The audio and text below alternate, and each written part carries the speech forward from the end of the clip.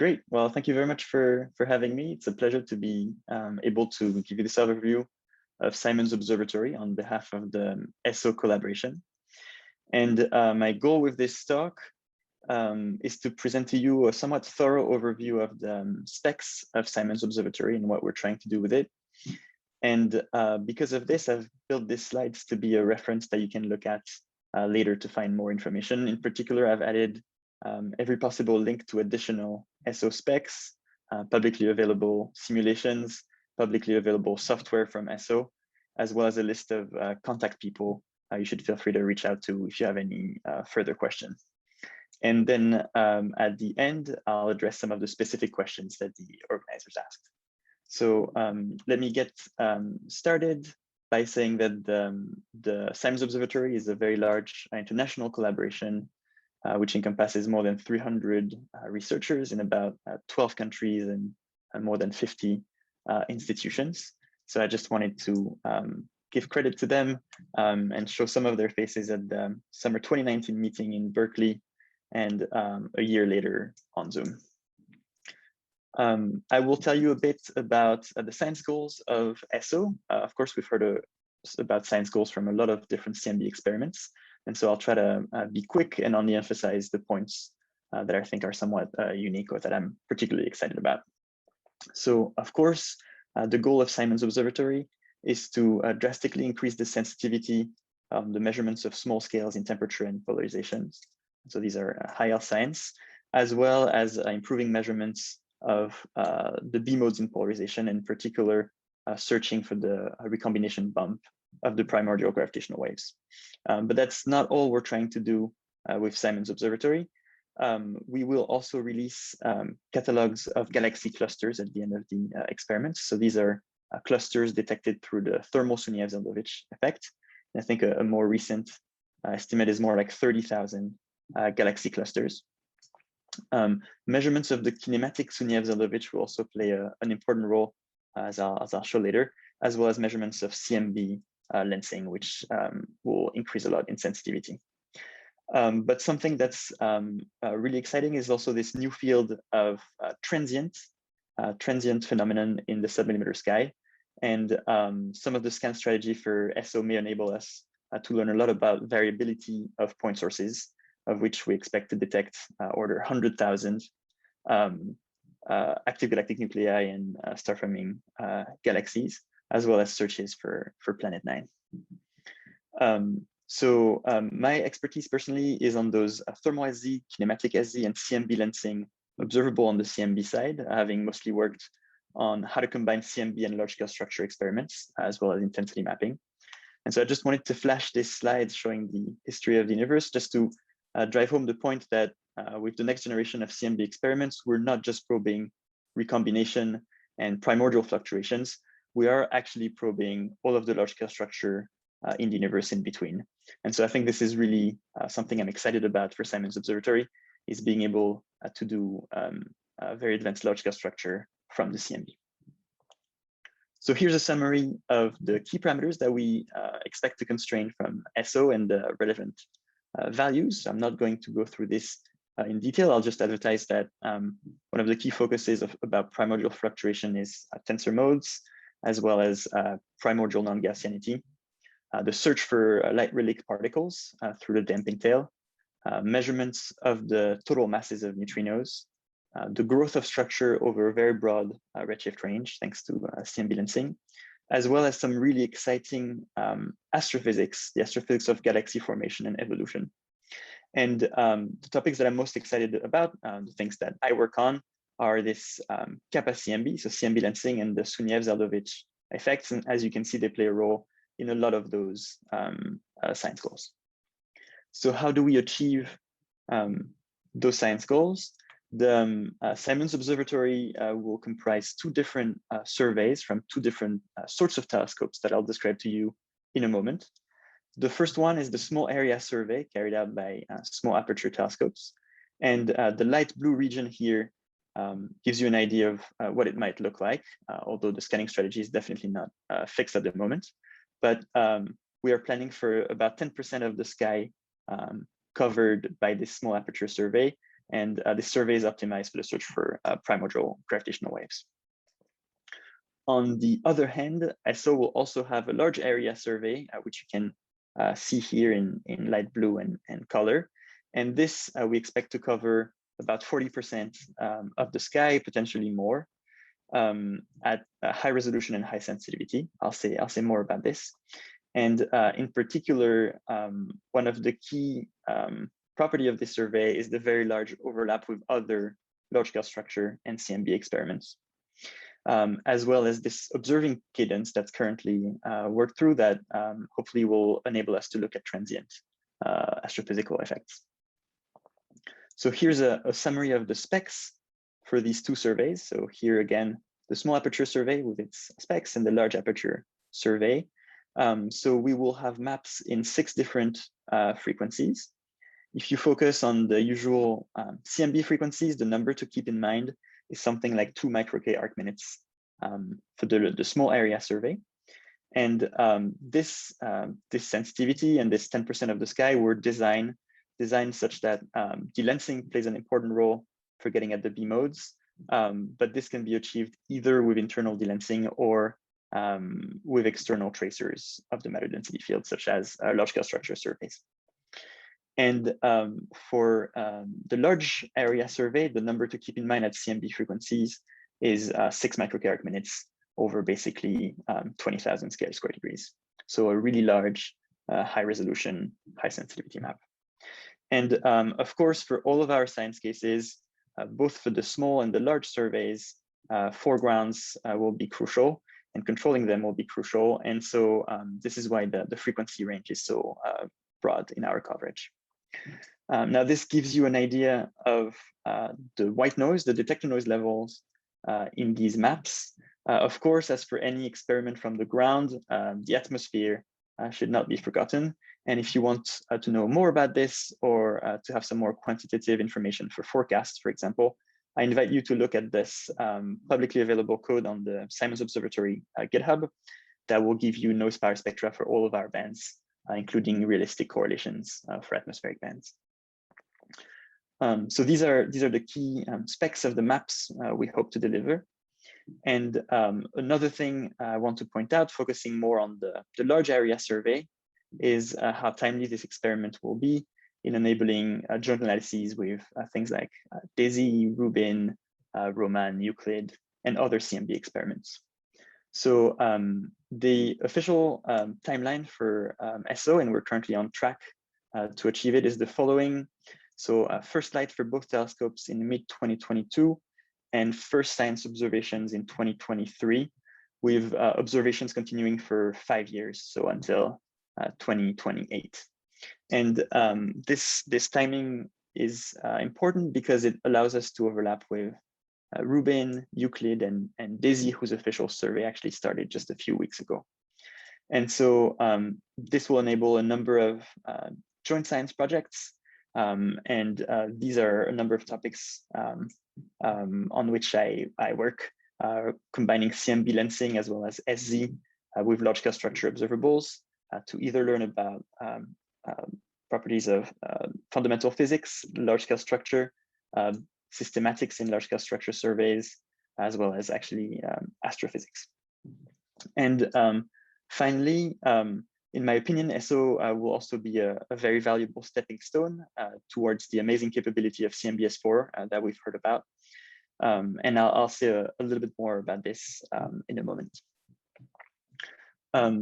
We heard about this earlier today in Sigurd's talk about ACT, but Simons Observatory will join its neighbors on the Cerro Toco plateau in the Chilean Atacama, close to ACT, CLASS, and Polar Bear Simons Array.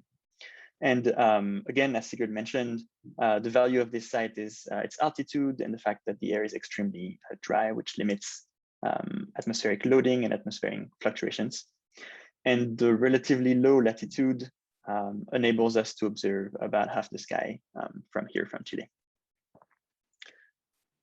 Here's a rendering of what the actual telescopes might look like. And you can already see this hybrid array with 3 small aperture telescopes and 1 large aperture telescope. So let me tell you a little bit more about these.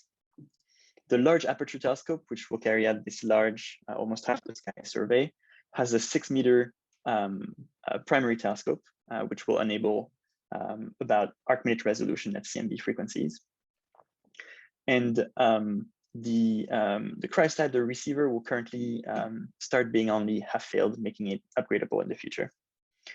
On the other hand, the small aperture telescopes, we are planning for 3 of them with 42 centimeter aperture.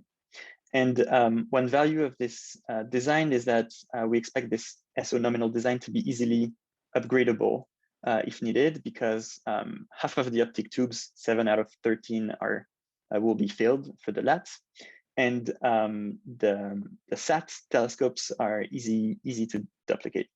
And so a potential SO enhanced version of SO, perhaps as part of CMBS4, could basically double the number of detectors on the sky, bringing it from something like 70,000 to more like 140,000.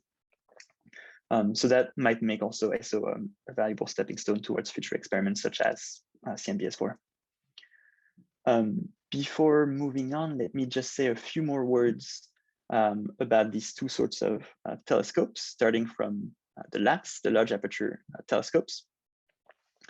So this design for the telescope is actually the same as will be used for CCAT prime, and it has a few qualities. One of which is that this receiver, the cryostat with our receivers, is extremely large. So you can see it in scale with SO collaborators here. So the area of the receiver is about that of a king-size bed. And so that lets you pack a lot of detectors. And this cross-Dragone design, which lets you have this very big focal plane, also lets you have a big field of view. And so when you multiply the 2, what you find is a throughput, which is about an order of magnitude larger than current stage 3 experiments. And so this is really crucial to allowing us to observe half the sky at 6 microcarats per minute sensitivity. So that's all I wanted to say, given the time, about the large aperture telescope. And I'll just flash images of the small aperture telescopes to show that they are indeed in construction. And so you can see the cryostat of one on the left, again, 42 centimeter of aperture and large field of view. And Rio discussed this earlier. There are indeed challenges to scanning a small patch of the sky with such a large field of view. And finally, I should say those SATs will be equipped with continuously rotating half-wave plates in order to mitigate atmospheric emission, temperature to polarization leakage, and the related 1/f noise. So this is all I wanted to say about the specs. In the spirit of this workshop, I would now like to tell you more about the data, the software that is expected to become public at some point from SO. And so starting from the data, we expect to release at some point realistic map-based simulations for both telescopes and survey. And this might be the first thing that happens. And in terms of releasing data products, what we are currently thinking about is releasing the individual single frequency maps at each frequency, component separated maps such as the thermo-IZ ones or the blackbody maps, reconstructed convergence, so lensing maps over those 18,000 square degrees, catalog of, we expect 30,000 SD clusters, about 100,000 point sources, as well as a lot of software, likelihoods and others. And I'll say more about this. Keeping on the topic of data, one of the questions from the organizers was, what will the data look like? How large will it be? And what are the associated challenges? And so here I try to answer this question with a useful input from Rio, who kindly generated this simulated TOD, SO lat TOD for me. So what you're looking at here is 1 hour of simulated lat TOD from a number of detectors. This is the raw unfiltered TOD, and here the filtered one using a 5th order polynomial. And what we're trying to show here is that visually this is dominated by atmospheric emission, and that this atmospheric noise has power both on large timescales and small timescales. You will also notice that the TOD from various detectors are correlated because of this atmospheric emission, and that they are offset from one another. And this has to do with the fact that two detectors might be observing at slightly different elevations at a given time, and so suffer from slightly different atmospheric loading. But all in all, the scanning strategy has not been completely fixed, and so this will change, but we expect it to look very similar to an ACT TOD. There are various map makers, I think, in plan for SO, but one of them is the maximum likelihood map making, similar to what is being done currently in ACT and that Sigurd presented. And so we expect to produce maps with, again, 40% of the sky and half arc minute pixels, just like ACT maps. And so you should think of each individual T, Q, or U map as having about 300 megapixels, and so being a few gigabytes in size. In terms of data volume, the sampling rates currently, I think for LAT and SAT are 200 hertz and 30 hertz, and something like 100 megabytes per second, and overall about 3 petabytes of TOD over the 5-year survey. So that is a very, very large amount of TOD data. We currently have estimates for how many CPU hours might be needed to reduce this data, but this estimate might be optimistic, so we may need more actually. In terms of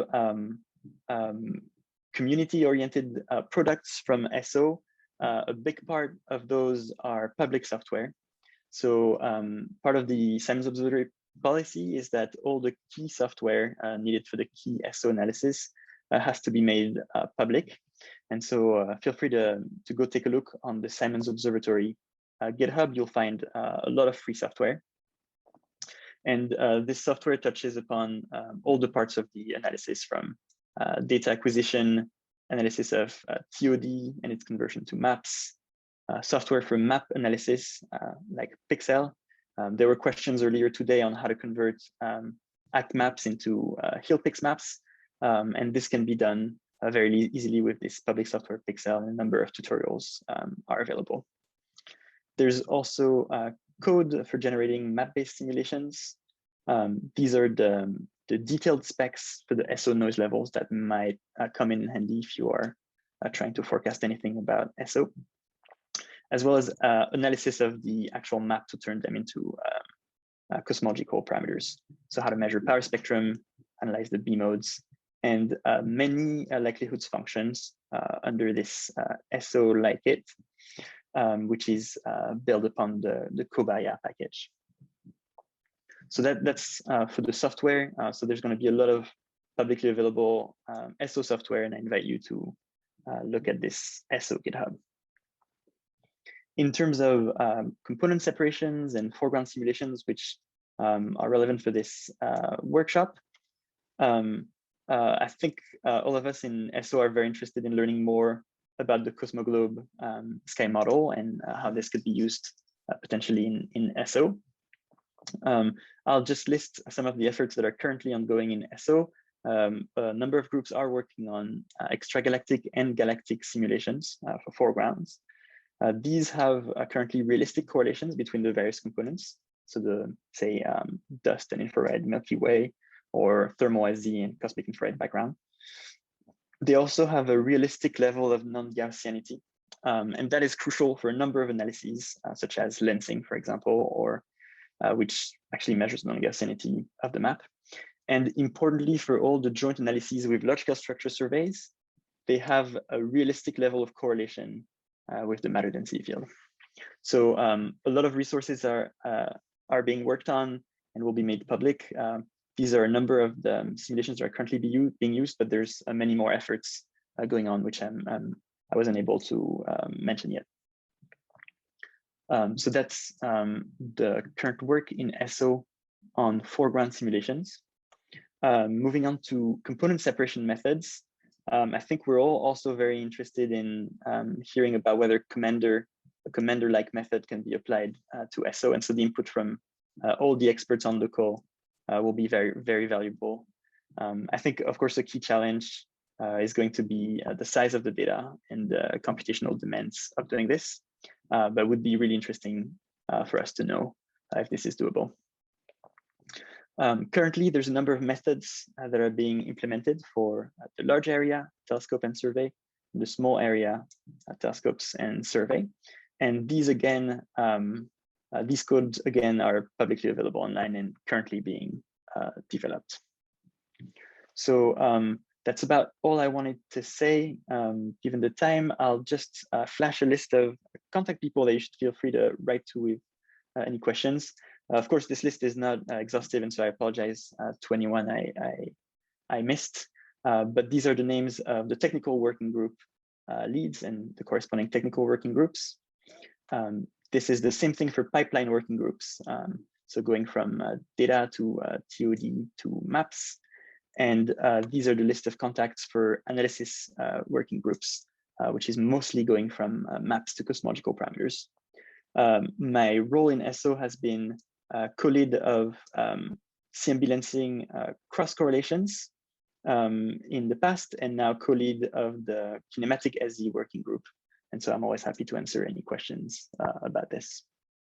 So I'll stop there. Thank you for your attention.